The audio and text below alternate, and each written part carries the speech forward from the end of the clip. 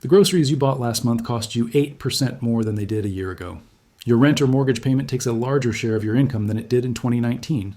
The savings account you've built over years is losing purchasing power every single day, even as the official inflation rate claims to be falling. You already know this. You feel it every time you spend money.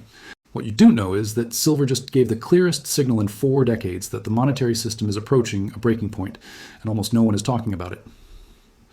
On January 6, 2025, the gold to silver ratio fell below 82 to 1 for the first time since April 2024. That number means it takes 82 ounces of silver to buy 1 ounce of gold. So the historical average is 60 to 1. In monetary crises, it drops below 40. The ratio has only compressed this rapidly 3 times in modern history.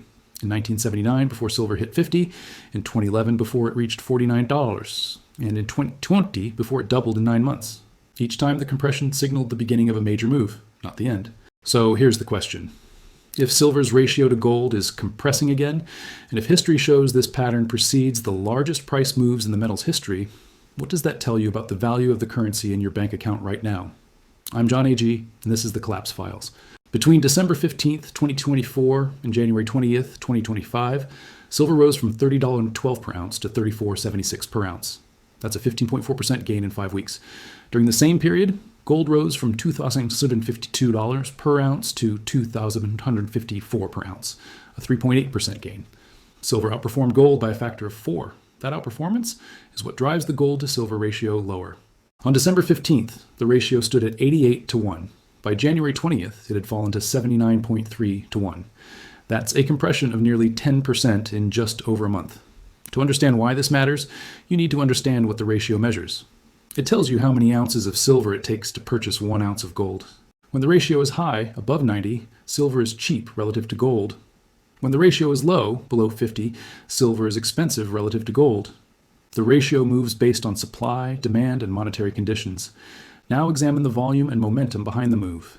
The iShares Silver Trust, the largest silver-backed ETF, saw inflows of 4.2 million ounces in the first 3 weeks of January 2025. That's the largest 3-week inflow since March 2024. COMEX silver futures, open interest, rose from 161,000 contracts on December 15th to 168,400 contracts by January 17th, a 4.6% increase. Each contract represents 5,000 ounces, so open interest now represents 842 million ounces of silver. For context, total global mine production in 2024 was approximately 822 million ounces. The futures market has more claims on silver than the entire world produced last year. That ratio is higher than it was in 2020 and higher than it was in 2011. Both of those years preceded significant price rallies. The move is abnormal for 3 reasons. First, it occurred during a period when the US dollar strengthened. The dollar index rose from 106.4 on December 15th to 108.2 by January 10th, before falling back to 107.6 by January 20th. Typically, when the dollar strengthens, commodities priced in dollars fall. Silver rose despite dollar strength. That divergence signals demand is overriding currency effects. Second, the move occurred with minimal mainstream media coverage. A 15% move in 5 weeks should generate headlines. It didn't. Bloomberg, CNBC, and Reuters mentioned silver in passing, if at all. The lack of coverage indicates the move is being driven by institutional and foreign demand, not retail speculation. Third, the move occurred while industrial demand data remained flat. Solar panel production growth slowed in Q4 2024. Electronics demand was steady, but not surging. The price increase is not being driven by industrial consumption. It's being driven by monetary demand, investors and central banks positioning for currency risk. Now compare this to what didn't happen. Bitcoin rose 8.7% during the same period, from $100 on $200 to $110,000. Ethereum rose 6.2%. Gold rose 3.8%. The S&P 500 rose 2.1%. Silver's 15.4% gain outpaced all major asset classes, yet allocation to silver remains historically low. The total market capitalization of all silver-backed ETFs globally is approximately $16.8 billion as of January 2025. Compare that to gold ETFs, which total $243 billion. Silver represents just 6.9% of precious metals ETF assets. In 2011, at the peak of the last silver rally, that percentage was 14%. Silver is moving, but institutional allocation has not followed. That suggests the move is in its early stages, not its final phase. Here's the context that matters. Silver has been in a structural supply deficit since 2021. The Silver Institute reported a deficit of 184 million ounces in 2023. Preliminary data for 2024 suggests a deficit of 215 million ounces, the largest in over a decade. A deficit means demand exceeds supply, and the gap is being filled by drawing down above-ground inventories. COMEX registered silver inventories, which represent metal available for immediate delivery, have fallen from 107.8 million ounces in March 2021 to 38.7 million ounces in January 2025, a 64% decline. Those inventories are not being replenished, they are being drained, and the price is barely reflecting it. To understand where the system is failing, you need to understand how silver is supposed to be priced. Silver is both an industrial commodity and a monetary metal. Approximately 50% of annual demand comes from industrial uses: electronics, solar panels, electric vehicles, medical devices. The other 50% comes from investment demand: coins, bars, ETFs, and jewelry. Industrial demand is relatively price inelastic. A solar panel manufacturer cannot substitute copper for silver in photovoltaic cells without redesigning the product. Investment demand is price elastic and sentiment driven. When investors fear currency debasement, they buy silver. And when confidence in central banks is high, they sell. The pricing mechanism works like this. Silver is traded on two primary exchanges: the London over-the-counter market and the COMEX futures exchange in New York. The London market sets the spot price based on physical transactions between banks, refiners, and large institutions. The COMEX market sets the futures price based on contracts for future delivery. Most COMEX contracts, approximately 98%, are settled in cash, not physical metal. The futures price and the spot price are kept in alignment through arbitrage. If futures trade higher than spot, traders sell futures and buy physical, pocketing the difference. That selling pressure lowers the futures price. If spot trades higher than futures, traders buy futures and sell physical. That buying pressure raises the futures price. The system depends on liquidity, functioning logistics, and trust that contracts can be settled. Right now, all three are under stress. Start with liquidity. The London silver market trades approximately 200 million ounces per day. COMEX trades roughly 150 million ounces per day in futures volume, but the registered inventory on COMEX, the metal actually available for delivery, is just 38.7 million ounces. That's less than 1 day of combined global trading volume. If even 3% of futures contracts stood for delivery instead of cash settlement, the exchange could not fulfill the obligation without sourcing metal from outside the system. That sourcing would require paying premiums above the futures price, which breaks the arbitrage mechanism. Now examine logistics. Physical silver must be refined to specific purity standards, cast into standard weights, and transported to approved vaults. Refining capacity is running near maximum. The world's largest silver refineries, located in Switzerland, the US, and Peru, are processing approximately 900 million ounces per year. That's barely above annual mine production of 822 million ounces. There is minimal spare capacity to process scrap or redirect flows. Transportation bottlenecks add further delays. Moving silver from a mine in Peru to a vault in London takes 45 to 60 days when logistics function normally. During periods of high demand, delays extend to 90 days or more. That delay prevents rapid arbitrage and allows regional price dislocations to persist. Finally, consider trust. The COMEX system depends on participants believing they could take physical delivery if they wanted to. As long as that belief holds, cash settlement works. But when registered inventories fall by 64% in 4 years, and when open interest represents more ounces than exist in global inventories, that belief erodes. Traders begin to question whether the exchange could actually deliver. That doubt manifests as backwardation when near-term contracts trade above longer-dated contracts. Backwardation appeared in silver futures in January 2025 for the first time since March 2023. It signals spot demand exceeds forward supply. It signals the market is pricing physical scarcity that the futures price has not yet reflected. Here's who is trapped. Industrial users need silver for production. They typically hedge future purchases using COMEX futures. When backwardation appears, their hedges lose effectiveness because spot prices rise faster than futures prices. They must either accept delivery risk or pay premiums for physical metal. Many are choosing to pay premiums, which reinforces physical tightness. Investors holding unallocated silver, claims on metal held in pooled accounts, face a different trap. Unallocated accounts are unsecured. If the institution holding the metal fails, or if redemptions surge, the investor may receive cash settlement at a price that does not reflect the physical premium. Allocated accounts, where specific bars are segregated by owner, are safer but carry higher storage fees. The cost of safety is rising. Safety is commercial banks that act as market makers on COMEX hold large short positions as part of their hedging and liquidity provision.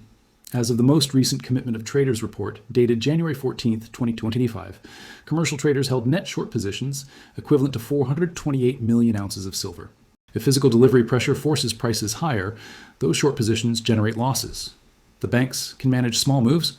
A 50% move creates capital stress. A 100% move threatens solvency for smaller institutions.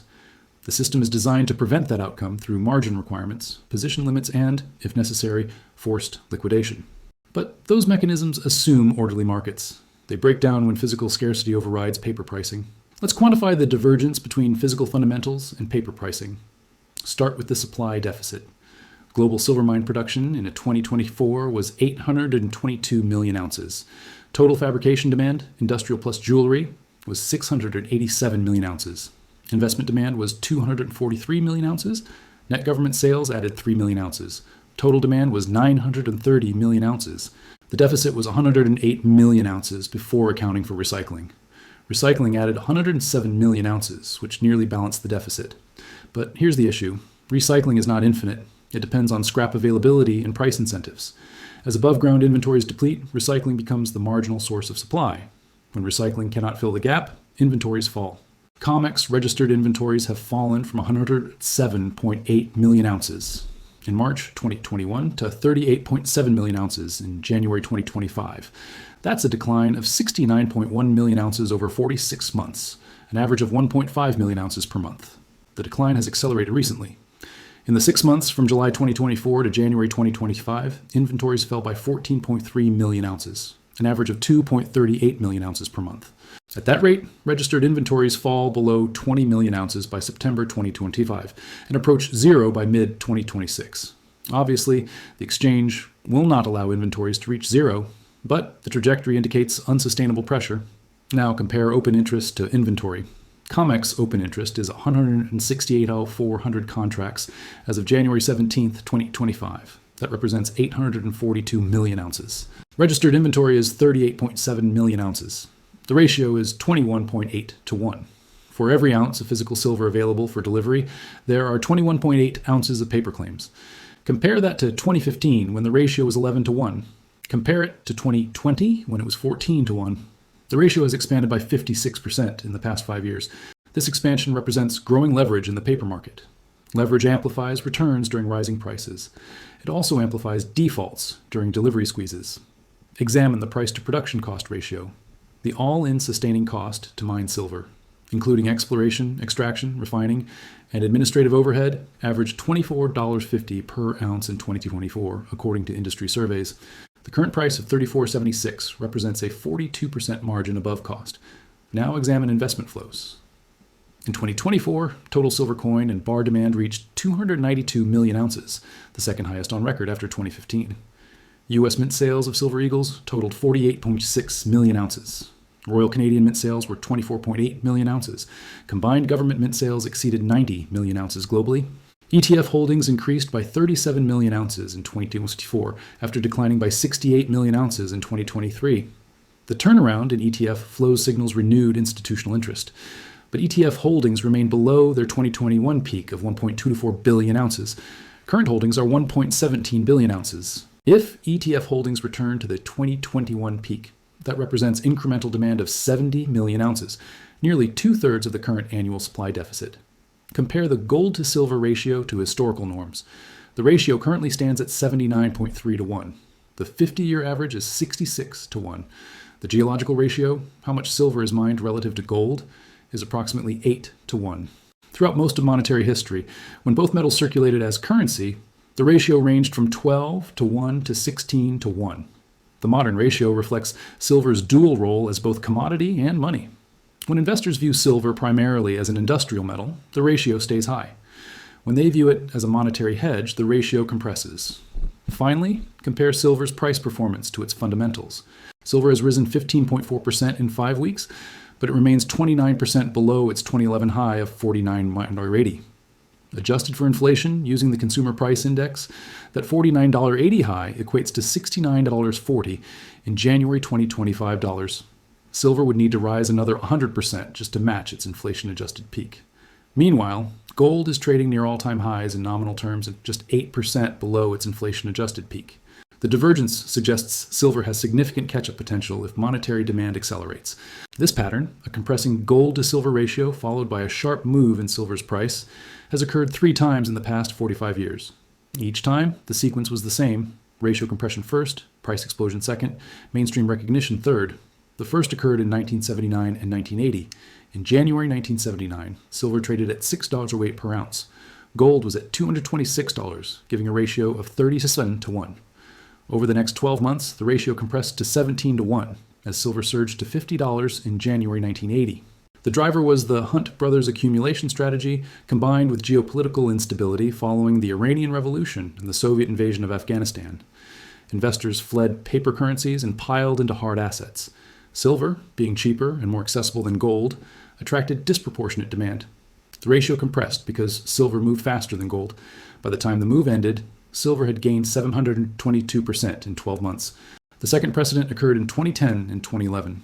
In July 2010, silver traded at $18.20 per ounce. Gold was at $1,200, giving a ratio of 66 to 1. Over the next 9 months, the ratio compressed to 31 to 1 as silver reached $49.80 in April 2011. The driver was quantitative easing by the Federal Reserve and sovereign debt crises in Europe. Central banks were expanding balance sheets at an unprecedented pace. Investors viewed silver and gold as hedges against currency debasement. Silver again outperformed gold during the compression phase, gaining 173%, while gold gained 54%. The ratio compression preceded the final parabolic move. When the ratio hit 31 to 1, silver was within weeks of its peak. The third precedent occurred in 2020. In March 2020, as pandemic lockdowns began, silver collapsed to $11.77 per ounce. Gold fell to $1,474, giving a ratio of 125 to 1, the widest in modern history. Over the next 5 months, the ratio compressed to 72 to 1, as silver surged to $29.35 in August 2020. The driver was fiscal and monetary stimulus combined with supply chain disruptions. Silver mines in Mexico and Peru shut down, cutting supply by 20% temporarily. Industrial demand expectations recovered faster than supply. Investment demand surged as retail buyers entered the market through Reddit forums and social media. Silver gained 149% in 5 months, while gold gained 35%. Again, ratio compression preceded the sharpest part of the move. All 3 episodes share common elements. First, the ratio compression began before mainstream media coverage. By the time analysts were writing about silver, the move was already 40% to 60% complete. Second, the compression coincided with declining trust in central banks or currencies. In 1979, it was inflation above 10%. In 2011, it was QE2 and debt ceiling crises. In 2020, it was unlimited QE and $5 trillion in fiscal stimulus. Third, industrial demand was not the primary driver. In all 3 cases, investment and monetary demand drove the price move. Industrial users benefited from higher recycling and scrap supply induced by higher prices. Fourth, the moves ended when either policy changed, the Fed tightening in 1980, QE ending in 2011, or when speculative excess created unsustainable positions that unwound rapidly. The current setup resembles the early stages of all 3 precedents. The ratio has compressed from 88 to 1 in December to 79 to 1 in January, a 10% move in 5 weeks. Trust in central banks is eroding as evidenced by rising bond yields despite rate cuts. Fiscal deficits are structural, not cyclical. Above-ground inventories are falling, and mainstream coverage remains minimal. If the pattern holds, the ratio will continue compressing towards 60 to 1 or lower over the next 6 to 12 months, and the price move will accelerate as it approaches that level. The mainstream narrative around silver focuses on industrial demand, particularly solar panels and electric vehicles. Analysts project EV adoption curves and solar installation forecasts, then conclude silver demand will rise modestly over the next decade. That analysis misses the point entirely. Industrial demand is important, but it is not what drives major price moves. What drives price moves is the realization that silver is undervalued relative to gold, relative to its cost of production, and relative to the amount of currency being created by central banks. That realization does not happen gradually. It happens suddenly when a critical mass of investors shifts perception. Second-order effects are already emerging. Retail premiums on silver coins have widened from 3 to 4 over spot in 2023 to 6 to 9 over spot in January 2025. That's a premium of 18% to 27% above the COMEX price. Why? Because retail buyers want physical possession and physical supply is tight. Dealers are paying 50 cents to $1 above spot to source coins from the public. Refiners are running at capacity and cannot increase output. The U.S. Mint has rationed Silver Eagle production to authorized dealers, limiting allocations to manage backlog. These are symptoms of physical tightness that the paper price has not yet absorbed. Now consider the constraint no one discusses: refining capacity. Silver mined from the earth is not investment grade. It must be refined to 99.9% purity and cast into standard bars or blanks for coins. Global refining capacity is approximately 950 million ounces per year.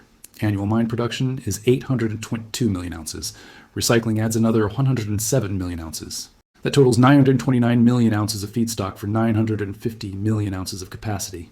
The system is running at 98% utilization. There's no spare capacity to absorb a surge in investment demand. If ETF inflows accelerate, or if government mints increase coin production, refiners cannot keep pace. The result? Premiums widen further, delivery delays extend, and the physical market decouples from the paper market. Why does mainstream analysis ignore this? Incentives. The largest commercial banks on COMEX, JP Morgan, HSBC, and others, are net short silver as part of their market making and hedging operations. Those same banks employ the analysts who publish silver forecasts. The forecasts consistently emphasize bearish factors: oversupply, weak industrial demand, lack of inflation. They rarely mention registered inventory declines, ratio compression, or monetary demand. Why? Because highlighting those factors attracts buying interest, which pushes prices higher and inflicts losses on the bank's short positions. The analysis serves the institution's trading position, not the reader's understanding. Regulatory bodies face similar incentives. The Commodity Futures Trading Commission oversees COMEX and is tasked with preventing manipulation. If it acknowledges that the paper market is structurally disconnected from physical supply, it raises questions about whether COMEX pricing is legitimate. If pricing is not legitimate, derivatives tied to that pricing, everything from mining company hedges to ETF valuations, come into question. The systemic consequences are too large to acknowledge until they become unavoidable, so the regulatory stance is to monitor, issue generic assurances, and avoid triggering panic. What most people miss is that the silver market is not large enough to absorb significant institutional capital without moving violently.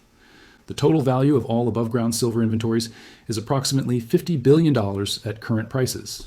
That's less than the market capitalization of a single large-cap stock. If pension funds, sovereign wealth funds, or central banks allocate even 1% of assets to silver, the available supply disappears within months. The price must rise to ration supply or to incentivize recycling and increased mine production. Both take years. In the interim, the price does the rationing. When the gold to silver ratio compresses rapidly, the signal is not about silver, it is about confidence in the monetary system. Silver has always been the poor man's gold, the accessible hedge against currency debasement. When the ratio compresses, it means investors who cannot afford gold are buying silver instead. It means demand for monetary protection is broadening beyond the wealthy. It means the distrust of central banks is moving from the margins to the mainstream. That broadening is what precedes major systemic stress. The implications extend beyond precious metals. A compressing ratio indicates rising demand for hard assets over financial claims. Financial claims, bonds, stocks, bank deposits, depend on trust that the issuer will honor the obligation. Hard assets depend on nothing except their physical properties. When investors shift preference from claims to assets, liquidity drains from financial markets. Bond yields rise even as central banks cut rates. Credit spreads widen. Equity valuations compress. The feedback loop reinforces itself because tighter financial conditions reduce economic growth, which increases deficits, which requires more borrowing, which raises yields further. What breaks first is not the silver market. What breaks first is the assumption that COMEX pricing reflects physical reality. We are already seeing signs of that break. Backwardation in futures, widening premiums in retail coins, falling registered inventories despite rising open interest. These are symptoms of a market where physical demand exceeds the willingness of holders to sell at the paper price. When that gap widens enough, one of two things happens. Either the paper price rises to incentivize selling, or the physical market stops accepting the paper price as legitimate and transactions move off exchange. History shows that delivery failures precede price dislocations. In March 2020, the London gold market experienced delivery failures when vaults could not source metal quickly enough to satisfy contract obligations. The premium for London delivery over COMEX reached $70 per ounce. Arbitrage broke down. The Bank of England had to charter flights to move gold from New York to London. The problem resolved, but it revealed fragility. Silver is more vulnerable because the market is smaller, less liquid, and more dependent on a few key refiners and vaults. A delivery failure in silver would have the same effect: a spike in premiums, a loss of confidence in paper pricing, and a rush to physical possession. The broader warning is about velocity. Financial markets move slowly until they don't. The gold to silver ratio compressed by 10% in 5 weeks. That's the early stage. If the pattern from 1979, 2011, and 2020 repeats, The next stage involves a 20% to 30% compression over 3 to 6 months, followed by a parabolic final move. During that final move, prices can double in weeks. Institutions that wait for confirmation miss the move entirely. Retail investors who wait for media coverage buy at the top. The opportunity exists in recognizing the signal before it becomes consensus. Silver rose 15% in 5 weeks, and the gold to silver ratio compressed to levels not seen since April 2024. Registered inventories on COMEX are down 64% from their 2021 peak. Open interest represents 21.8 times available inventory. The supply deficit reached 215 million ounces in 2024, the largest in over a decade. Backwardation appeared in futures for the first time in nearly 2 years. Retail premiums are at 20% to 27% over spot. Every one of these data points is publicly available. Everyone signals tightness in the physical market that the paper price has not yet reflected. What's missing is acknowledgement. The institutions that manage COMEX, the banks that hold short positions, and the regulators that oversee the market will not admit the system is under stress, because admitting it would accelerate the loss of confidence they are trying to prevent. But the signal is already here. The ratio is compressing, the inventories are falling, the premiums are widening. And history shows that when these conditions align, the move that follows is not incremental. It is exponential. Silver did not top in 1980 until after the ratio compressed to 17 to 1. It did not top in 2011 until the ratio hit 31 to 1. It did not top in 2020 until the ratio reached 72 to 1. The current ratio is 79 to 1. If the pattern holds, the move has not even reached its midpoint, let alone its conclusion. The question is not whether silver will move higher. The question is whether you recognize the signal before it becomes obvious to everyone else.